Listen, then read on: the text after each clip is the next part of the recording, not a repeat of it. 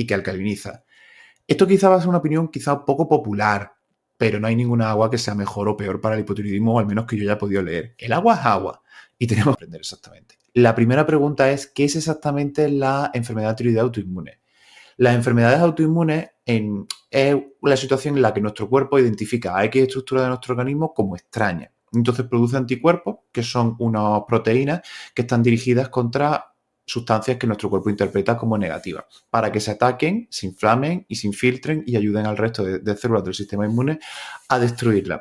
En la patología del espectro autoinmune, por error, se ataca a una estructura propia de nuestro organismo. En el caso de la enfermedad tiroidea autoinmune, pues realmente sería el tiroides o una proteína tiroidea o una enzima tiroidea, según qué tipo, o receptores de la hormona TSH.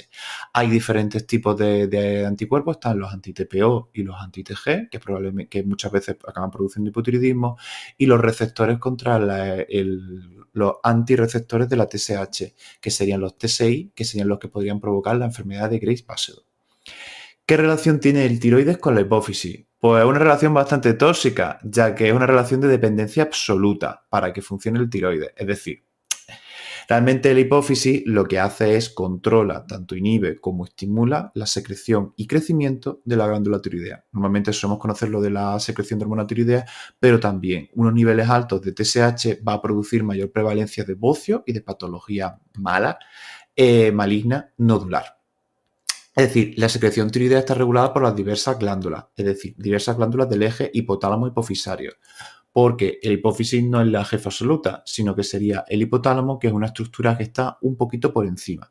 Imaginaos todo esto como si fuese una escalera. Arriba del todo tenemos el hipotálamo, que secreta una hormona llamada TRH, con R, no confundir con TSH, porque tiene la R, que es la release de la TSH. Esa TRH produce la secreción de TSH, que a su vez en la hipófisis, y a su vez esa secreción en la hipófisis de TSH produce la secreción de hormona tiroidea a nivel de la tiroides. Estas dos primeras estructuras, hipotálamo e hipófisis, se localizan en el centro de nuestro cerebro y la tiroides, como ya deberíais de saber, se localiza en la zona anterior del cuello. Las hormonas tiroideas posteriormente pues hacen su función a lo largo de todo el organismo. Cuando digo estimular también puede decir inhibir. Cuando hay un exceso de hormona tiroidea, la TSH o la hipófisis reduce la secreción de la TSH intentando disminuir la secreción. Lo único que pasa es que muchas veces en patología, tipo por ejemplo enfermedad de Graves, nódulos autónomos que funcionan más de la cuenta, pues realmente el estímulo de inhibición pues no acaba siendo suficiente y se acaba produciendo patología. Por eso cuando hay casos de hipertiroidismo, la TSH está baja, y cuando hay casos de hipotiroidismo, la TSH está alta, porque está pidiendo un poco más de hormona tiroidea y es su forma. Es un intento de nuestras glándulas de volver al equilibrio. Nuestro cuerpo siempre va a intentar volver al equilibrio, a no ser que tenga enfermedad o a no ser que tenga un estímulo que esté por encima de los mecanismos de equilibrio. O, por ejemplo, podría ser una mala alimentación o un veneno o una agresión o una infección grave. ¿Es importante conocer la causa del hipotiroidismo? Muchas veces nos acaban diciendo, ¿para qué? Si ya tienes el hipotiroidismo, pues realmente te da un poco igual saber tu causa. Y realmente esto no es así. El hipotiroidismo puede tener diferentes causas, desde factores genéticos, desencadenantes ambientales como una infección, periodo intenso de estrés, un embarazo. Pero lo que es saber las causas, hay varios tipos. Está la más frecuente en los países desarrollados, que sería el hipotiroidismo de origen autoinmune, que es causada por esos anticuerpos que he comentado anteriormente, y luego también habría otros tipos de hipotiroidismo más raros, como por ejemplo podrían ser por tiroidectomías totales, es decir, con la retirada quirúrgica del tiroides, con tratamientos con radioyodo que puedan producir un hipotiroidismo. Hay gente que nace sin tiroides y hay gente que tiene hipotiroidismo sin una clara causa diagnosticada. Luego también hay gente que por déficit genético no tiene una buena conversión de tiroides, y esos serían los más comunes.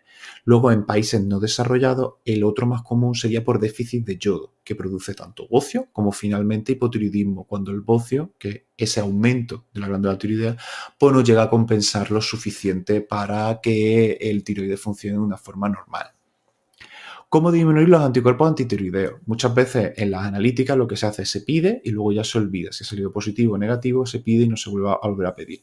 Eso realmente forma parte de la práctica, por decirlo de alguna forma tradicional, pero los anticuerpos los podemos encontrar elevados tanto en hipotiroidismo e hipertiroidismo, y hay algunos mecanismos y hay algunas estrategias que nos pueden ayudar a intentar reducirlo.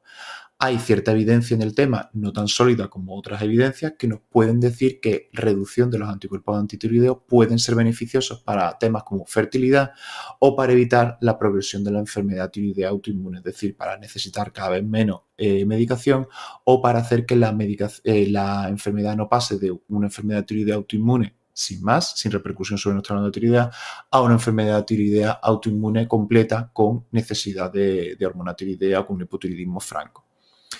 Como la mayoría de enfermedades, controlar el estrés y el sueño nos va a ayudar a mejorar tanto esta enfermedad como el sistema autoinmune.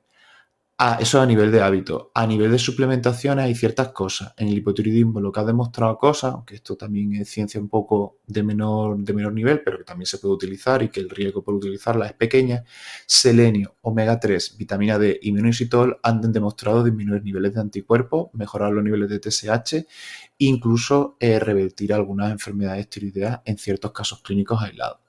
También asegurar niveles adecuados de zinc, vitamina A y magnesio podrían ser positivos para la enfermedad tiroidea. En hipertiroidismo han demostrado utilidad en este sentido el selenio y metionina sobre todo para reducción de los anticuerpos TSI, el omega 3 y la vitamina D3. Aprovecho este inciso que he hablado del hipertiroidismo para sacar a la luz el libro de hipertiroidismo que vamos a sacar dentro de poco, a principios de mayo, en torno al 8, si el 8 de mayo se está en la lista preferente, lista de espera, que voy a dejar en las notas de este capítulo, o el 10 de mayo, que será el lanzamiento oficial en abierto para todo el mundo en Instagram.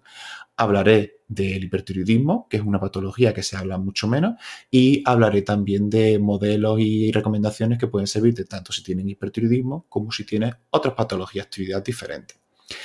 Las dosis de todos estos tipos de suplementaciones, aunque sé que os gusta mucho que me moje, pues realmente se deben de adaptar al paciente y a su analítica.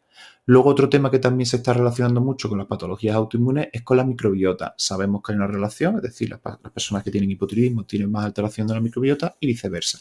Personas que tienen alteraciones en la microbiota tienden a desarrollar más hipotiroidismo. Están saliendo algunos estudios interesantes con algunas cepas, pero todavía no quedan claros ni dosis ni cepas, por lo cual prefiero no nombrar cepas específicas para no liarlo a la espera de tener resultados más concluyentes.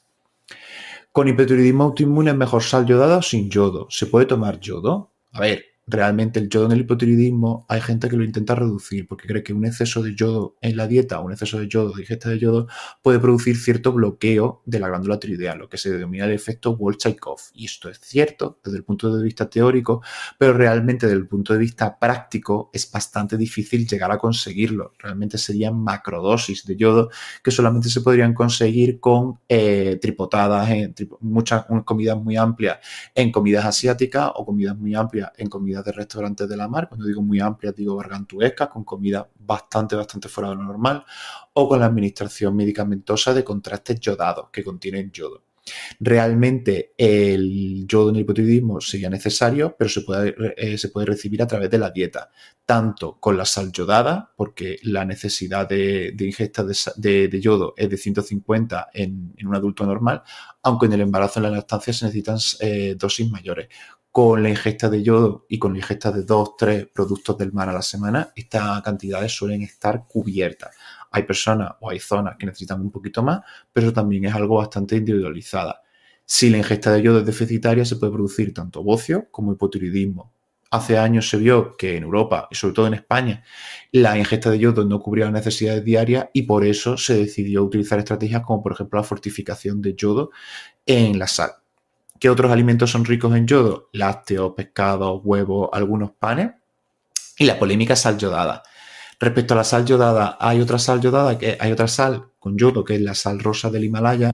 Respecto a esa, aparte de ser rosita y ser bastante mona, pues realmente no hay mucha diferencia con la sal yodada normal. Y si no queremos tener una dieta que tenga cosas muy específicas o no tenemos necesidad de tener alimentos muy especiales para sentirnos especiales, pues realmente la diferencia entre la sal rosa del Himalaya y la sal yodada es muy pequeña. La composición es casi del 98-99% equivalente y los oligoelementos tan cacareados que tiene la sal rosa del Himalaya pues no son tan relevantes o se pueden obtener en otros alimentos más llevables en una dieta y de un precio y una economía bastante menor. Así que realmente respecto a la sal rosa del Himalaya, yo no le meto tanta caña y tampoco creo que sea necesario. ¿Qué agua es mejor beber con hipotiroidismo de Hashimoto? Me he comprado una jarra que filtra y que alcaliniza. Esto quizá va a ser una opinión quizá poco popular, pero no hay ninguna agua que sea mejor o peor para el hipotiroidismo, o al menos que yo haya podido leer. El agua es agua y tenemos que centrar nuestros esfuerzos más que en el agua en 1000 aspectos nutricionales que mejorar, que trabajar, que mejorar. El agua es una cosa muy, muy sencilla porque nos venden gadgets, nos venden aparatos, nos venden cosas que nos lo hacen mejor y ahí tenemos una sensación de control, una sensación de que estamos controlando nuestra dieta, pero que realmente no es tan importante. Hay aguas más duras, hay aguas menos duras, pero esto, alejándonos un poco de lo que es la mineralización débil o la mineralización tal, no tiene tanta relevancia como nos pueden dejar a entender la gente que vende este tipo de productos. Otro tema diferente es los disruptores endocrinos, pero que eso es otro melón y que puede estar aplicado a toda la población, tengas o no hipotiroidismo. A mí es verdad que la presencia de disruptores endocrinos es otro tema que no está del todo claro. Yo realmente lo que estamos leyendo en mi equipo, comprar agua embotellada no sería lo más recomendable porque hay presencia de plásticos y los bifenoles que pueden estar presentes en los plásticos. Por esto, en ese sentido, es mejor a veces incluso beber agua directamente del grifo. Yo es que actualmente resido en la Comunidad de Madrid y realmente la Comunidad de Madrid tiene fama de tener una buena agua y eso realmente es cierto, por lo cual no tenemos problemas. Pero si en tu ciudad tiene un agua muy fuerte, como donde yo vivía, es muy dura, donde yo vivía, que era Málaga, pues realmente lo que se podría hacer es filtrarla con una jarra filtradora, pero sin más, sin claims o sin características, sin decir que alcaliniza, porque realmente las teorías sobre alcalinizaciones y acidificaciones a nivel exógeno, es decir, alimentos que alcalizan o alimentos que acidifican nuestra sangre, no tiene mucho sentido desde el punto de vista fisiológico, ya que todos los alimentos pasan por un ácido, que es el ácido del estómago, y posteriormente el pH en nuestro organismo se regula por el sistema tapón, que es un sistema que está en la sangre, los riñones y los pulmones. Así que los alimentos que alcalinizan y las cosas que acidifican nuestros son teorías totalmente científicas que no tienen mucho contenido, ni mucho contexto, ni mucha evidencia por detrás. Y realmente casi siempre acaban siendo cosas que te quieren hacer sacar tu dinero. Y acaban siendo